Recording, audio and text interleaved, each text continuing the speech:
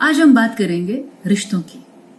हमारे जिंदगी के रिश्ते, क्या वो उसे नर्चर कर रहे हैं, क्या वो उसे ड्रेन कर रहे हैं? क्या हमारे रिश्ते सिर्फ जरूरतों के लिए हैं या हमारे रिश्तों में कोई गहराई भी है? क्या हम रिश्तों में देना जानते हैं या सिर्फ लेने की तैयारी है? ये सारी चीजें बहुत इंपॉर्टेंट है। अगर हम रिश्तों को समझेंगे ही नहीं तो जाने अनजाने हम हमारी जिंदगी में ऐसे लोग, ऐसे रिश्ते अट्रैक्ट करेंगे जो हमारी जिंदगी को बहुत ही मुश्किल में डाल सकता है। खासकर जब अपनी जिंदगी में आप कोई रिश्ता अट्रैक्ट करते हैं या बनाते हैं, जिसे हम लव रिलेशनशिप कह सकते हैं, जिसे हम लाइफ पार्टनरशिप कहते हैं, और वहां अगर एक गलत इंसान आपको मिल जाए तो you know how much you pay for it and how much you go through and how much the family suffers. It's very important to understand. आपको क्या लगता है जो इंसान बहुत अच्छा बिहेव कर रहा है वो अच्छा ही है? ऐसा बिल्कुल जरूरी नहीं है। इंसान का बिहेव दो रीजन से होता है। वन, उसके दिमाग में उसे पता है कि कौन सा बिहेव करने से कौन सा काम निकल सकता है, कौन सा बिहेव करने से हम हमारी गलतियों को छुपा सकते हैं, कौन सा बिहेव करने से हम मैनिपुलेट कर सकते हैं।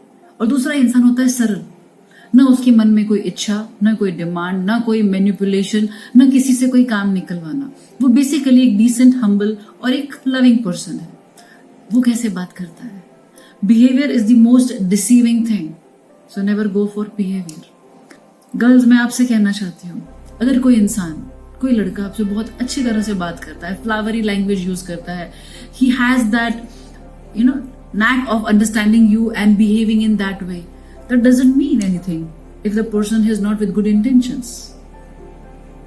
कहते हैं बहुत मुश्किल आती है ना तब इंसान की सच्चाई बाहर आती है, और ये बात आप हमेशा याद रखें। जब कोई मुश्किल आती है तब आपके आसपास का वो इंसान या आसपास के दोस्त कैसे बिहेव कर रहे हैं, वो किस तरह से रिएक्ट करते हैं उस समय। क्या वो आपके बारे में सोच रहे हैं या सिर्फ खुद के बारे में सोच रहे हैं? क्या कभी भी बुरे टाइम जब आपकी आर्ग्यूमेंट्स होती हैं, क्या सामने वाला बहुत पर्सनल अटैक करता है? क्या वो आपको ऐसे शब्द, ऐसी चीजें बोलता है जिससे आपको पर्सनली डैमेज हो सकता है और आप होने देते हैं, राइट? क्योंकि आपको तो पता ही नहीं था कि सामने वाला आपको इस तरह से डैमेज कर सकता है।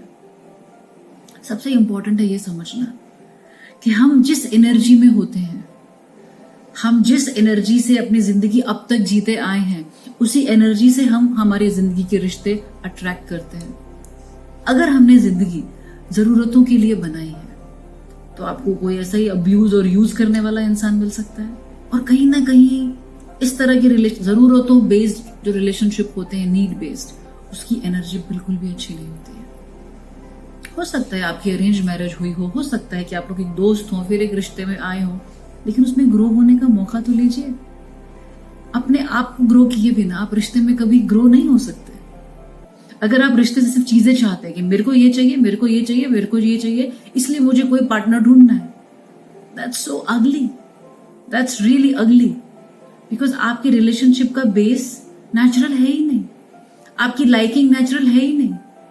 जो आपकी नीड पूरी कर दे बस वो इंसान आपको चलेगा। वो फाइनेंशियल नीड हो सकती है, इमोशनल हो सकती है, नॉर्मल सोशल नीड्स हो सकती है, फिजिकल नीड्स हो सकती है, फाइनेंशियल नीड्स हो सकती है।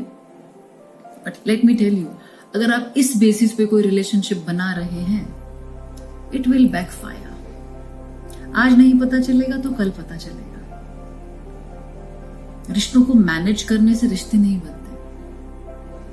And you know, I feel that it's very important to be in a very healthy relationship. What is healthy relationship? Healthy means the person is growing, you're growing. The person has an individual respect, you have an individual respect. That person has the space to be himself or herself, you have that space to be yourself. Keep yourself free. Don't let any relationship be the only thing in your life. Nurture yourself. Nurture the world, because let me tell you, whatever you give to the universe, it will come back to you. If you're using people, life will abuse you. If you are just giving selflessly, life will give abundance to you. If you are silently watching everything, universe will be there silently for you, working for you. This life is nothing but just a reflection of what you are giving. So be wise, be aware, be conscious, and work through life in a beautiful way of compassion and love. Thank you so much.